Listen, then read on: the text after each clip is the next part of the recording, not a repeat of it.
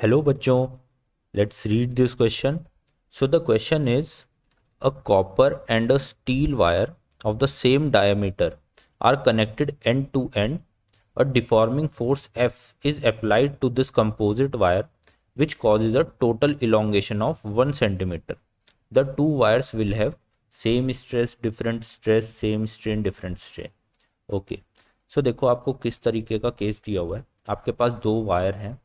Let's say ये आपका first wire है, राइट। और इसके बाद आपका एक दूसरा वायर है, एक कॉपर का हो गया, ये आपका कॉपर वायर हो गया। फिर आपका एक स्टील वायर है और उसे इससे एंड टू एंड कनेक्ट किया हुआ है, यानी ऐसे जोड़ा हुआ है, ठीक है। ये आपका स्टील का वायर हो गया। अब क्या किया हुआ है, यहाँ पे एक डिफॉर्मिंग फोर्स लगाई हुई है नीचे, जो इन वायर को खींच रही है। एफ इस फोर्स का नाम है। और इसकी वजह से क्या होगा, इनके अंदर कुछ ना कुछ स्ट्रेसेस जनरेट होंगी और उसकी वजह से यहाँ पे कुछ ना कुछ डिफॉर्मेशन हो जाएगा, यानी कुछ ना कुछ इलोंगेशन हो जाएगा। ये इलोंगेशन हो रहा है 1 सेंटीमीटर का। अब आपसे कुछ केसेस पूछे हुए हैं, यानी कि इन दोनों वायर्स के अंदर जो स्ट्रेस और स्ट्रेन के जो रिलेशन होंगे वो क्या होंगे। दोनों के अंदर सेम स्ट्रेसेस डेवलप होंगी या डिफरेंट स्ट्रेस होंगी, सेम स्ट्रेन होंगी या डिफरेंट स्ट्रेन होंगी। सो की कॉन्सेप्ट देखो इस क्वेश्चन में क्या यूज होने वाला है आपका।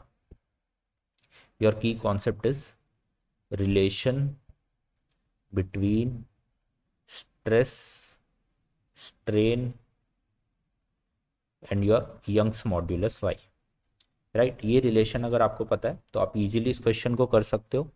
चलो सॉल्व करते हैं क्वेश्चन। देखो सबसे पहले हम देखो यंग मॉड्यूलस क्या होता है। यंग्स मॉड्यूलस होता है आपका स्ट्रेस अपॉन स्ट्रेन, राइट। और स्ट्रेस आपका क्या होता है, स्ट्रेस आपका होता है force per unit cross sectional area, ठीक है, एफ बाई ए। और स्ट्रेन आपका होता है जो आपकी इलोंगेशन हुई है एक्स डिवाइड बाई आपकी जो ओरिजिनल लेंथ है एल, राइट। अब देखो इन दोनों क्वेश्चंस में क्या हो रहा है, आपकी जो फोर्स अप्लाइड है, फोर्स आपकी जो अप्लाइड है वो एफ है, ठीक है।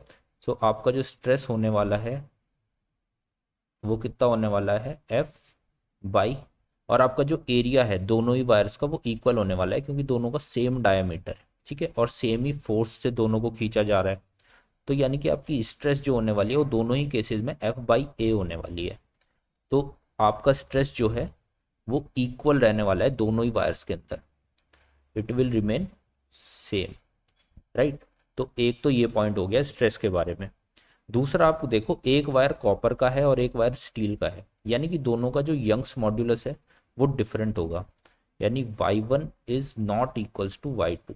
यंग्स मॉड्यूलस दोनों का डिफरेंट है और स्ट्रेस दोनों की सेम है। तो इस केस में आपकी जो स्ट्रेन हो जाएगी, स्ट्रेन आपकी क्या होती है, stress divide by Young's modulus y, right. अगर आपका ये टर्म कांस्टेंट है दोनों के लिए और नीचे वाला टर्म आपका चेंज हो रहा है, तो आपका जो रिजल्टेंट टर्म है स्ट्रेन वो भी आपका चेंज हो जाएगा दोनों के लिए। तो इसका मतलब आपकी जो स्ट्रेन है वो चेंज नहीं, वो आपकी सेम नहीं होगी, वो आपकी चेंज होगी, दोनों के लिए डिफरेंट डिफरेंट होगी, ठीक है, different for both the material. So ये देख लेते हैं हम किस ऑप्शन में है। द सेम स्ट्रेस, स्ट्रेस आपकी सेम होने वाली है, यानी ऑप्शन ए आपका करेक्ट है। डिफरेंट स्ट्रेस ये आपका फॉल्स हो गया, सेम स्ट्रेन आपका फॉल्स हो गया, डिफरेंट स्ट्रेन ये आपका करेक्ट हो गया। तो your answer is option number A and option number D. Okay, so I hope you understand this question. Good luck.